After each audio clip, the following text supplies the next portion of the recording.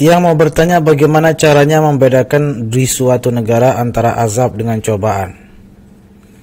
Karena sekarang segala hal yang baik atau ibadah jamaah ditiadakan seperti zikir.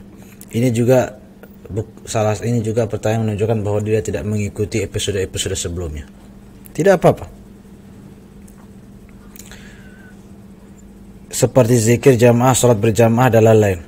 Bahkan di Peraya, kalau ada zikiran berjamaah tidak berani terlalu mengeraskan suara, nanti dibubarkan polisi. Memang harus bubar, ya. La haula wala quwwata illa billah. Bukankah menghadapi cobaan atau musibah sebaliknya? Bahkan mirisnya dalam belum datang bulan suci Ramadan sudah kita dilarang tarawih. Khawatir nanti kesempatan ini yang dipakai oleh kaum sekuler untuk meruntuhkan iman orang Islam. Matur tampi asih Ustaz, semoga sehat selalu bersama keluarga.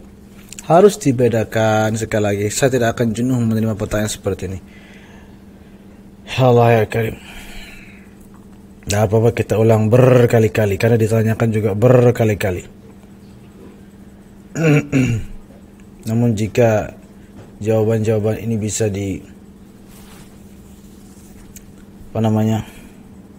videokan khusus, jika ada yang bertanya kirim videonya itu ya, jadi khusus membahas ini gitu. Khusus pertanyaan seputar ini itu mungkin bisa di-cut nanti, bisa dipertimbangkan media nanti.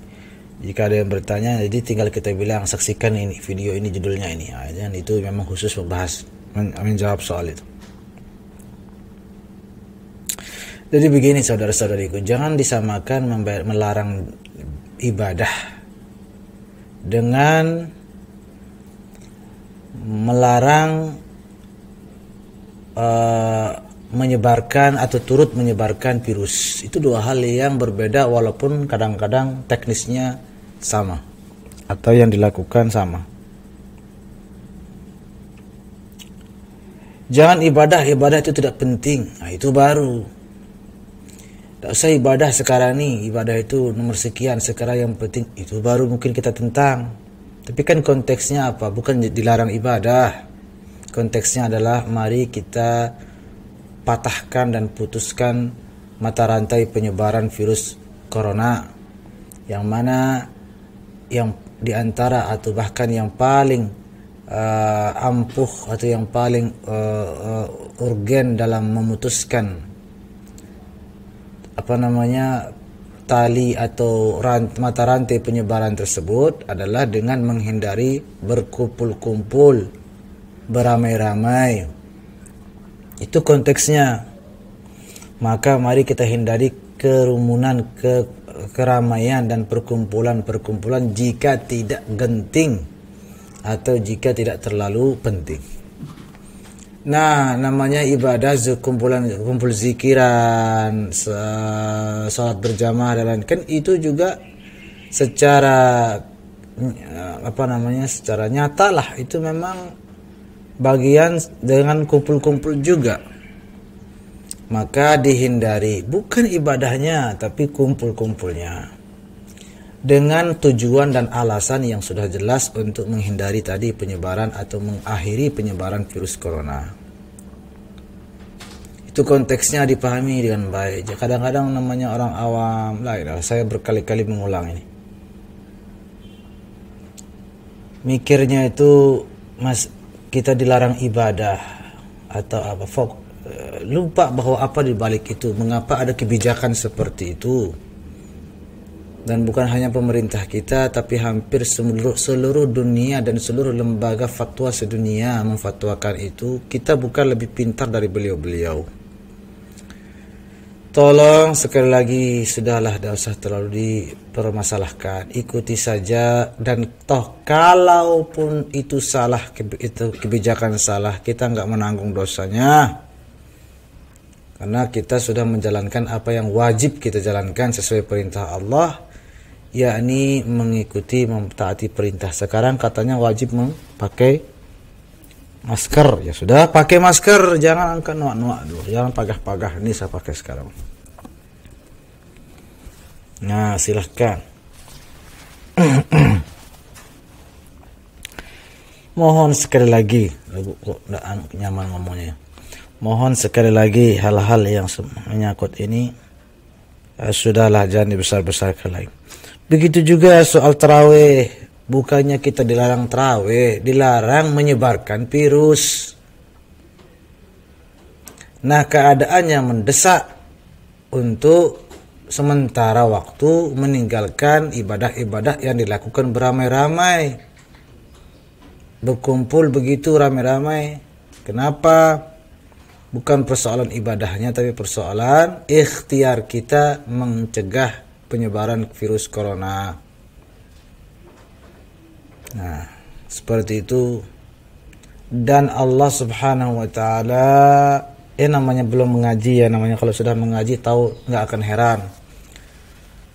Allah Subhanahu baginda Rasulullah sallallahu alaihi wasallam dahulu kala pernah bahkan melarang para sahabat keluar dari rumah menuju masjid untuk salat berjamaah. Kenapa? Hanya lantaran hujan lebat, hanya lantaran becek. Dan hujan maupun becek itu jelas sekali lebih ringan daripada virus corona. Kalau cuma hujan lebat, Nabi sudah mempersilahkan para sahabat salat di rumah saja. Ya, bahkan azannya sudah diganti, sallu fi rihalikum, dalam Sahih Bukhari, hanya karena hujan lebat dan becek. Maka bagaimana dengan virus yang relatif mematikan seperti corona ini? Jadi saya tidak akan jenuh mengulangnya karena ya sudahlah. La haula wala quwwata illa billah. Mudah-mudahan Allah Subhanahu wa taala segera mengangkat wabah ini. Ya Rabb.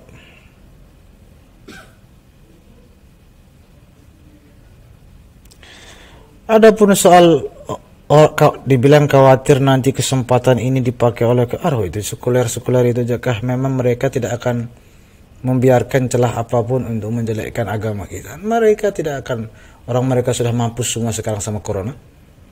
Sudahlah, tidak usah terlalu jauh berpikir ke sana.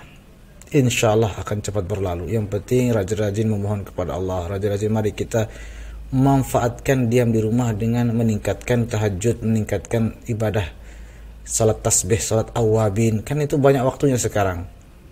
Tidak ada pertemuan-pertemuan, tidak ada undangan, tidak ada rapat sekarang. Ayo, kenapa hanya tidur-tidur saja? Mari putar tasbihnya, baca istighfar 70.000 kali, baca la ilaha illallah 70.000 kali, baca Allahumma salli ala sayyidina Muhammad wa alihi wasallam, baca hizib-hizib yang ada, yang pernah diterima, yang ada Hizbun Nasr, ada Hizbul Barr, ada Hizbul Bahr, ada Hizbul ada banyak sekali, ada Hizbul Sayfi, ada Hizbul Kabir, ada Hizbul Saghir, ada Tahsil Syarif, ada Hizb Nahdlatul Watan, terutama bagi Nahdliyin. Itu baca berulang-ulang.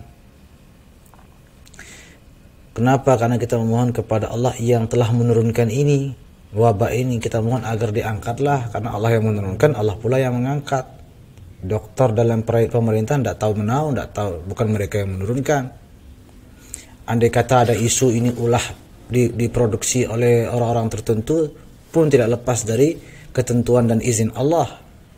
Maka semuanya akan kita kembalikan kepada Allah. Ya Allah, dengan wirid-wirid yang kita baca, kita memohon agar itu segera diangkat. Barulah diangkat.